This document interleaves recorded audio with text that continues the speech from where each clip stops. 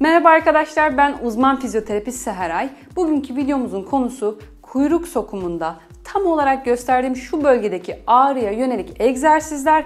Bununla birlikte de o bölgeyi tedavi edebileceğiniz farklı yöntemler neler? Bunlardan bahsetmek istiyorum. Ama videoma giriş yapmadan önce eğer beni daha fazla desteklemek isterseniz Instagram adresimi buraya bırakıyorum. Instagram'dan beni takip edebilir ya da aşağıdan abone ol yazısını tıklayarak ücretsiz bir şekilde kanalıma abone olabilirsiniz. Şimdi size kısaca bu bölgede ağrılar neden meydana geliyor ve siz nasıl engelleyebilirsiniz, yanlış yaptığınız şeyleri nasıl değiştirebilirsiniz ve bununla birlikte de egzersizler nelermiş göstererek videomuza giriş yapalım. Kuyruk sokumu kemiği 3 veya 5 kemiğin birleşmesiyle oluşan bir yapıdır. Ve bu yapı özellikle uzun oturma süreçlerinin sonunda, çocuk doğurmaktan sonra ya da direkt olarak düşmeye bağlı olarak hasar görebilir, ağrı, yangı oluşturabilir. Erkeklerde leğen kemiğinin daha dikey açılanması sakrum kemiğini içe çevirir. Kadınlarda ise leğen kemiğinin öne doğru açılanması sakrum kemiğini dışa çevirerek özellikle kuyruk sokumu üzerindeki ağrıyı artırabilir. Erkekler bu az önceki söylediğim anatomik farktan dolayı ağırlıklarını kalça üzerinden aktarırken kadınlar maalesef kuyruk sokumu üzerinden aktarırlar. Ve özellikle koksix yani kuyruk sokumu bölgesindeki ağrı kadınlarda çok daha fazla ve o bölgede yangı oluşturacak şekilde olur.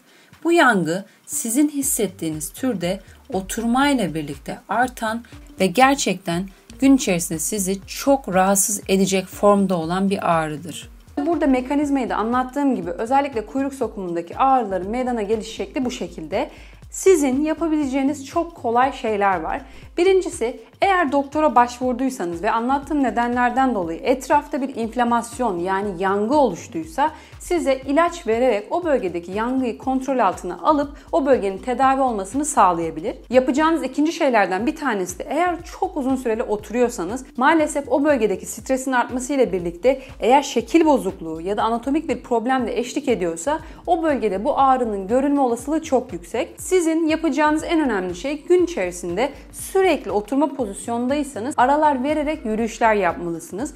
Unutmayın ki yürüyüş yapmak hem omurgadaki hareketliliği, omurga bir bütün olduğu için de özellikle kuyruk sokumu kemiğindeki hareketliliği sağlayacak ve o bölgedeki dolaşımın artışı o bölgenin iyileşmesine fayda sağlayacak. Ya da sizin iş hayatınız maalesef oturarak geçiyorsa size burada gösterdiğim şekilde bir yastık kullanmanız gerekiyor. Bu yastık aslında donut yastığı ya da böyle çörek yastığı olarak da geçiyor literatürde. Burada gösterdiğim şekilde olduğu gibi yuvarlak, ortası boşluklu bir yastık alırsanız aslında oturma kemiklerinin üzerine ağırlığı aktararak özellikle kuyruk sokumuna binen yükü azaltmış olursunuz ve bu da ağrılarınıza çok iyi gelir. Onun dışında bel bölgesiyle ilgili yapacağınız biraz sonra göstereceğim egzersizler hem pelvik taban egzersizleri hem bel bölgesi egzersizleri o bölgedeki yine dolaşımı artıracak, kasları biraz aslında kuvvetlendirecek ve fonksiyonel hale getirecek. Böylece ağrınızın azalmasına fayda sağlayacak. Bunların yanı sıra eğer ağrılarınız geçmiyor, yaptığınız hiçbir şey fayda etmiyorsa benim en büyük önerim doğru bir fizyoterapiste danışarak o bölgede manuel uygulamalar yaptırmak olacak. Çünkü aynı zamanda o bölgeye yapacağınız az önceki görsellerde gösterdiğim üzere manuel uygulamalar gerçekten o bölgedeki pozisyonel farklılığın oluşmasını sağlayabilir. Size buradaki görsellerde de göstermek istiyorum. Özellikle yapılan manuel terapi uygulamaları sonrasında kuyruk sokumu kemiğinde aniden o an görebileceğiniz değişiklikler meydana gelebiliyor. Yeter ki doğru ve uygulamayı bilen eğitimli kişiler üzerinden yaptırın. Çünkü gerçekten o bölge çok ağrılı, günlük yaşamınızı çok etkileyecek ve gerçekten hayat kalitenizi çok etkileyecek bir bölge. Çünkü sürekli oturma pozisyonda ağrı yaşadığınızı düşünürseniz gerçekten çok can sıkıcı ve günlük yaşamınızda çok zorlaştırıcı bir şey. Şimdi size şunu söylemek istiyorum. Egzersizleri göstereceğim ama bu egzersizleri günde 1-2 defa aklınıza geldikçe o bölgenin dolaşımını artırmak için kullanabilirsiniz. İsterseniz gerçekten molalar vererek yürüyüşlerin üzerine bu egzersizleri eklerseniz çok daha iyi fayda sağlarsınız. Şimdi hemen birinci egzersizimizi göstermek istiyorum. Birinci egzersizimizde sizden istediğim bu şekilde dizlerinizi karnınıza doğru yaklaştırmak olacak. Buradaki hedefimiz aslında az önceki anlattığım sakrum kemiğini, kuyruk sokumu kemiğini biraz olsun hareketlendirebilmek, biraz olsun o bölgeyi mobil hale getirmek olacak. Bu şekilde dizlerimizi karnımıza çekerek özellikle bel bölgesini ve sakrum bölgesini açmaya çalışacağız. İsterseniz daha sonra bu şekilde sarılmış pozisyonda 30 saniye bekleyerek o bölgede bir gevşeme olmasını sağlayabilirsiniz. Ya da az önceki sallanma hareketini yine 30 saniye olacak şekilde 3 set uygulayabilirsiniz.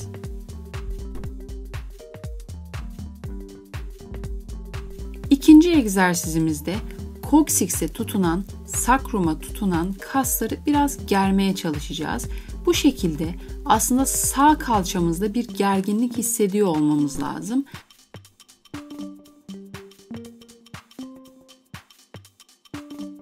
Daha sonra isterseniz 20 saniye o pozisyonda bekledikten sonra bu şekilde gerginliği artırabilmek için bacak üzerine atıp alttaki dizimizi karnımıza doğru çekmeye çalışabiliriz. Dediğim gibi 20 saniye boyunca bekleyerek her iki taraflı 3 set halinde bu germe egzersizini uygulayabilirsiniz. Şimdi biraz pelvik taban kaslarına yönelik bir egzersiz yapacağız ve içerideki çekirdek kaslarını aktive edeceğiz.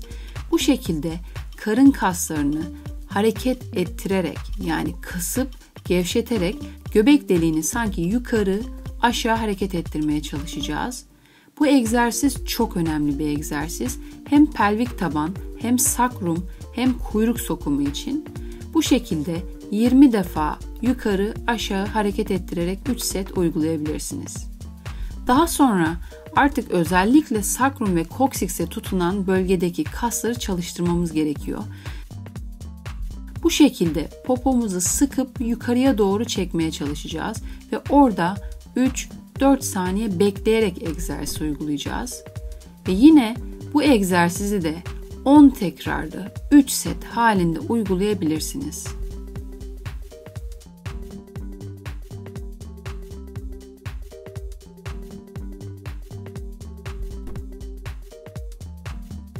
Sıradaki egzersizimizde bu şekilde özellikle sakrum, iskial tuberostas, az önceki gösterdiğim kemik bağlantılı yapıları gevşetmeye çalışacağız.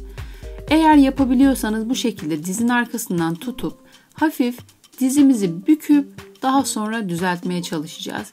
Ve dizimizi göğsümüze doğru iyice çekersek özellikle az önceki koksiks'in, yani kuyruk sokumu kemiğinin oluşturduğu ağrıyı azaltabiliriz. Eğer dizinizi tam düz tutamıyorsanız az önceki gösterdiğim gibi bir çarşafla ayağınızdan destekleyerek de uygulamayı yapabilirsiniz. Bu egzersizi de 10 tekrarlı 3 set her iki tarafa uygulamamız gerekiyor. Sıradaki egzersizimiz nefese odaklandığımız bir egzersiz olacak. Ellerimle gösteriyorum ki anlayın.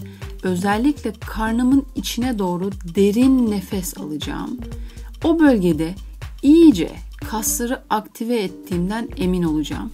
Gerçekten özellikle nefesle ilişik karın bölgesi, iç organların olduğu bölgeye nefes almak sizin bel bölgenizi gevşetecek, sakrumun hareketlerini düzenleyecek ve dolayısıyla kuyruk sokumundaki o kemik hassasiyetini, o ağrıyı azaltabilecek. Sizden istediğim bu bölgede 10 derin nefes almanız ve özellikle karnı iyice şişirip sonra iyice gevşetmeniz olacak. Burada detaylı bir şekilde size göstermeye çalıştığım gibi derin nefes almak gerçekten çok önemli.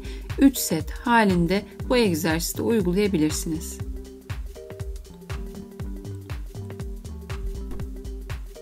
Ve son olarak içeride karnımızın içinden bacağımıza doğru uzanan çok önemli bir kasımız var. O kasımıza germe uygulamamız gerekiyor. Evet, yapması biraz zor bir germe egzersizi olsa da gerçekten çok etkili. Özellikle kuyruk sokumu, sakrum kemiğine tutunan bu kası germek çok faydalı olacak.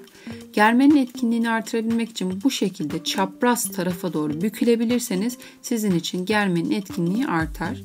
20 saniye 3 set bekleyerek her iki taraf için germeyi uygulayabilirsiniz.